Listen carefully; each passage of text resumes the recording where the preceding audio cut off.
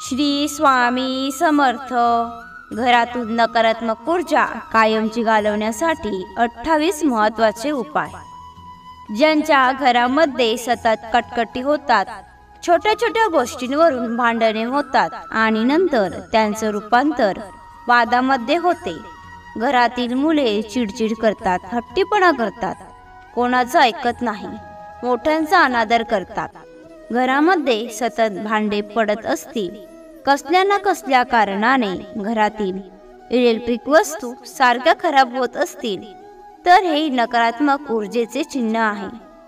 यावर एक प्रभावशाली उपाय आपण आज पाहणार आहोत.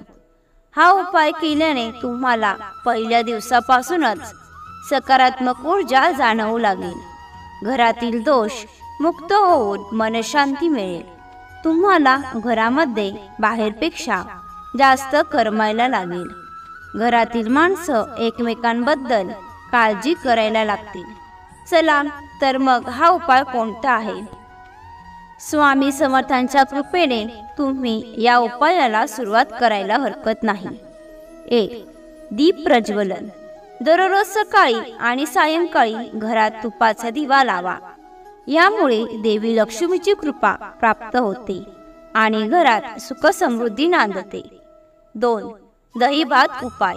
अमावस्या आणि पौर्णिमेच्या रात्री सुक्या कागदावर थोडा दही भात ठेवा आणि त्यावर हळद कुंकू टाका.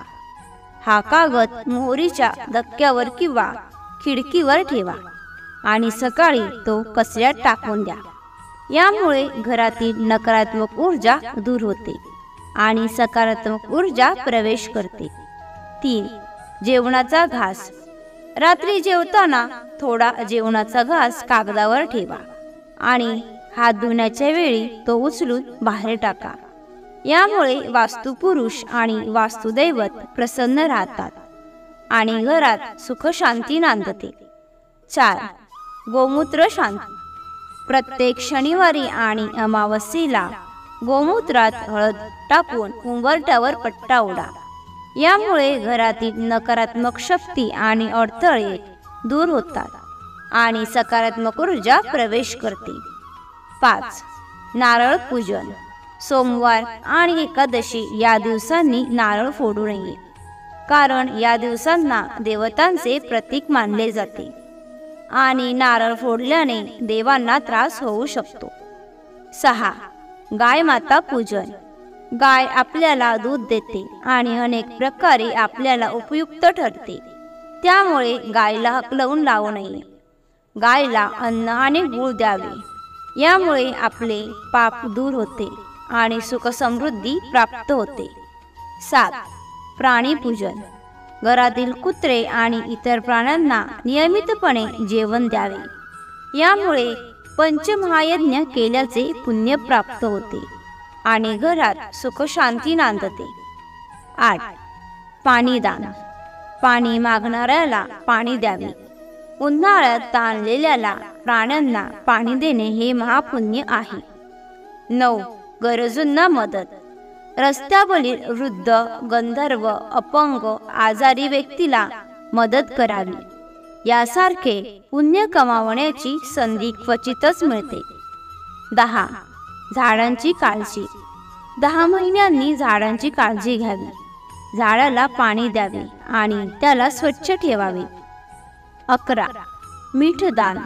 सायंकाळी घरातून मीठ, पैसे आणि झाड देऊ नये, कारण या वस्तू लक्ष्मीचे प्रतीक मानल्या जातात आणि सायंकाळी लक्ष्मी घरात येते असे मानले जाते. 12. दूध आणि दुग्धजन्य पदार्थ दान. सायंकाळी घरातून दूध आणि दुग्धजन्य पदार्थ देऊ नये, कारण गाय लक्ष्मीचे प्रतीक मानले जाते आणि दूध हे गायीचे उत्पादन आहे. 13. देवघराची रचना. देवघरात डावीकडे कलश, त्यावर नारळ आणि शेंडी ठेवावी आणि उजवीकडे दीपक ठेवावा. 14. कामावर जाताना कामाचा बबरा करू नये, अन्यथा कामात विचलित व्हाल. उपाशीपोटी कामावर जाऊ नये, काहीतरी खाऊनच बाहेर पडा. 15. उत्साही राहण्यासाठी. एखाद्या दिवशी कामावर जाण्याची इच्छा नसेल तर सकाळी आंघोळीनंतर ओम चैतन्य गोरक्षनाथाय नमः हा मंत्र 20 मिनिटे म्हणा. 16. पती पत्नीतील प्रेम वाढवण्यासाठी.